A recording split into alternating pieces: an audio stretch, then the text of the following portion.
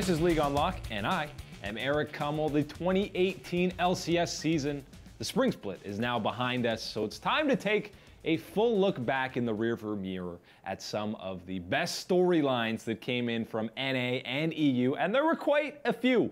You got to start off with just the juxtaposition of the old gods in EU returning to the finals, whereas there was a whole bunch of new faces competing in the playoffs in North America. In EU, G2 and mainly Fnatic. G2's been there the last 4 splits, but Fnatic returning to glory.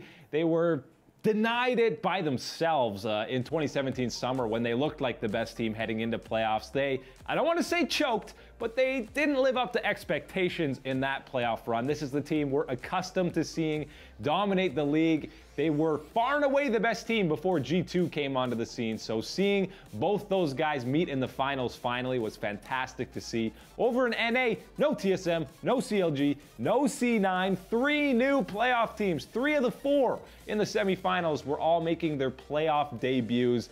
That's fantastic in its own right. Clearly, franchising in North America is working when you have a team like 100 Thieves. Their first year on the scene, they automatically get to the finals. Fantastic. Echo Fox, fully revamped roster, semifinals, 3rd place finish. The scene is getting much better in NA. It's going to be way more competitive. I'm excited for it. Going back out to EU, the story, the Swedish Superman in Fnatic. Not only did they win the split, but Reckless was absolutely insane, especially considering the first 2 weeks people were like, uh-oh, Reckless is washed up, he's having a bad split, and then he goes on to put up some ludicrous numbers, wins back-to-back MVPs. Last split, people were saying his numbers were absolutely insane. He improved them in every single category this year. KDA 13.5, ridiculous. Damage percentage was tied for first.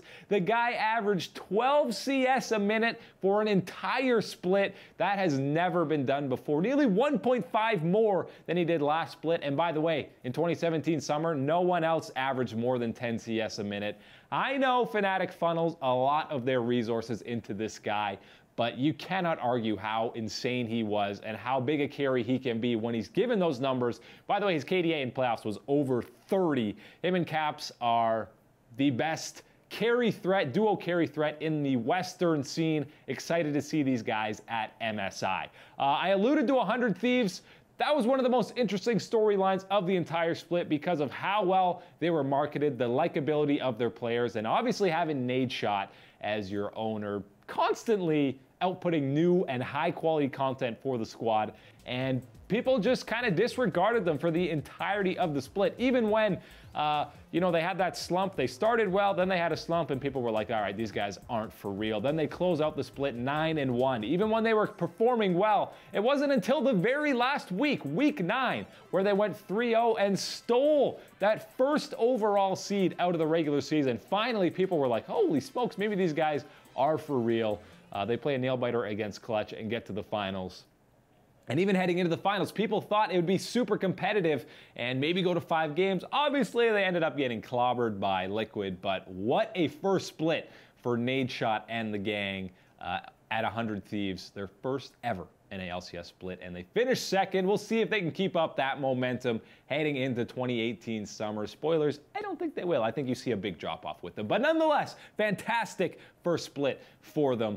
Everyone wants to talk EU NA, and when we're heading to 2018 MSI, of course that's going to be a topic. It's always G2 and TSM at these. Well, we got some new faces now, Fnatic and Team Liquid representing the West at MSI. So who's going to do better? Well, I think the main question you got to ask before you answer that is Soaz playing? Because if Bwipo is in the lineup for Fnatic, I got to give an edge to Liquid to perform better, get out of groups there.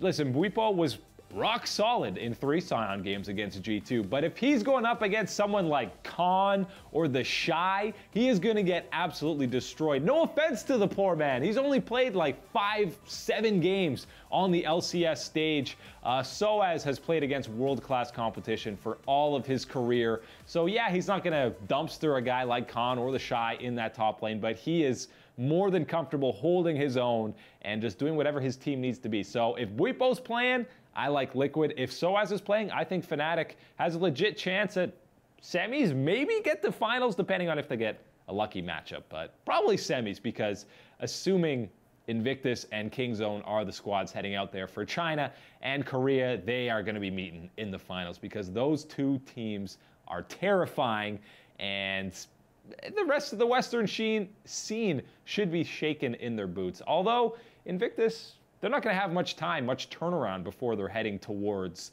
MSI, because the LPL playoffs don't end until April 28th. Absolutely insane. That's like 3 weeks after the NA and EU LCS finals will have wrapped up, which is a little bit ludicrous.